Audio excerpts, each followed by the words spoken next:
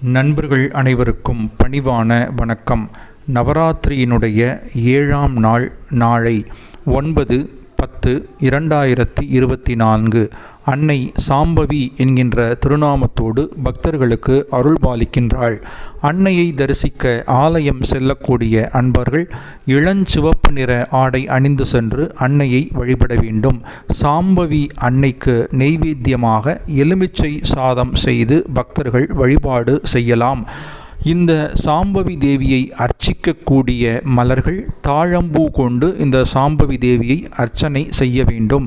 பூஜை அறையிலே கோலமிடக்கூடிய பெண்கள் சங்கு வடிவிலான கோலமிட்டு அந்த சாம்பவி தேவியை வழிபாடு செய்ய வேண்டும். இந்த தேவியை வணங்குவதால் நம் வாழ்க்கையிலே யாராவது நமக்கு கெடுதல் செய்திருந்தால் அந்த பில்லி சூனியம் நீங்கி நம் வாழ்க்கையிலே வளர்ச்சி என்பது மேலோங்கும்.